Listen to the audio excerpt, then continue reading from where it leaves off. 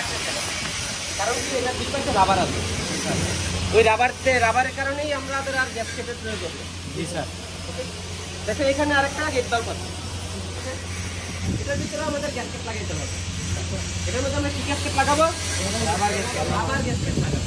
এখন এটা যদি আমার একটা অয়েল লাইন হইতো, অয়েল লাইন হইলে এখানে আমরা পেপার গ্যাসকেট লাগাবো। কি গ্যাসকেট লাগাবো? পেপার গ্যাসকেট লাগাবো। কেন পেপার গ্যাসকেট লাগাবো? আমরা আমাদের যে অয়েলটা আছে, অয়েলটা মোটামুটি একটা টেম্পারেচারের মধ্যে থাকতে হয়, না কিন্তু এটা জমা হয়ে যাবে। তখন যদি আমি রাবার গ্যাসকেট দেই, এটা গলে যেতে পারে, কারণ অয়েলের একটা টেম্পারেচার আছে, এটা কি গলে যেতে পারে, এটা ড্যামেজ হয়ে যেতে পারে। ওকে, এই জন্য আমরা অয়েল লাইনে পেপার গ্যাসকেট লাগাবো। তবে অয়েলেরও কিন্তু বিভিন্ন ক্যাটাগরি আছে, বিভিন্ন ধরনের অয়েল আছে। এই ঠান্ডা অয়েল আছে, আবার হট অয়েল আছে। এগুলো কি আসলে এটার ঘনত্বের উপরে ডিপেন্ড করে। তো আমরা যখন কুলিং লাইন নিয়ে কাজ করবো, ওয়াটার লাইন নিয়ে কাজ করবো, তখন কি গ্যাসকেট হবে? Rubber gasket. Okay, rubber gasket. তবে আমরা কি আমাদের ইচ্ছা মতো লাগাবো? আমরা কোথায় থেকে দেখে লাগাবো? ডেসক্রিপশন, আইসোমেটিক ড্রয়িং এর ডেসক্রিপশন দেখে আমরা লাগাবো যে আমাদের এখানে কি গ্যাসকেট হবে।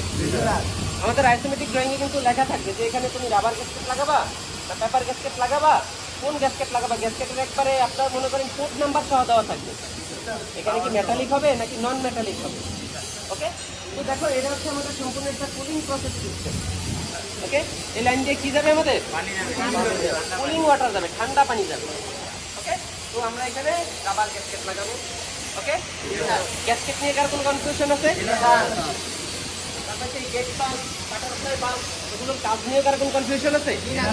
ওটা থেকে কিন্তু আগেও বলা হয়েছে যে গেট বাল্বের কাজ কি, বাটারফ্লাই বাল্বের কাজ কি, কেন আমরা গেট বাল্ব ব্যবহার করি, কেন আমরা বাটারফ্লাই বাল্ব ব্যবহার করি।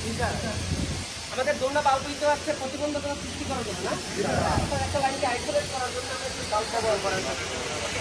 তবে আমরা তো যে কোনো বাল্ব ব্যবহার করতে পারি।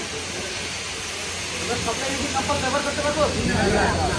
এখানে বাল্বের লিকুইড ট্রান্সফার, কোন ধরনের আমরা লিকুইড ব্যবহার করতেছি, এটার ভিতরে আমাদের কি যাচ্ছে, এটার উপরে ডিপেন্ড করে আমাদের কোন ধরনের বাল্ব হবে লাইনে, এটা ডিপেন্ড করে। ওকে, ধরো আমার স্টিম গেল, তখন কি আমি গেট বাল্ব লাগাইতে পারবো? না, ওইখানে আমার কি লাগাইতে হবে? গ্লোব বাল্ব লাগাইতে হবে। তারপরে ধরো আমি এখান থেকে পানি দিয়ে ট্রান্সফার করবো, কিন্তু মিটার নেবো না, তখন আমাকে কি লাগাইতে হবে? এখানে একটা নন মিটার বাল্ব লাগাইতে হবে। ওকে, একটা এনার্জি বাল্ব লাগাইতে হবে। এই প্রসেসগুলো তোমাদের জানা থাকা লাগে। তোমরা একটা পাইপ ফিটেন্ট দেবে, প্রসেসগুলো তোমাদের জানা থাকা লাগে। তোমরা যেরকম একটা পাইপ ফেব্রিকেশন করবা, একটা পাইপ সিলেকশন করবা, এবং এটার প্রসেস সিস্টেমটা আসলে কি, এটা তোমাদের মোটামুটি ধারণা থাকা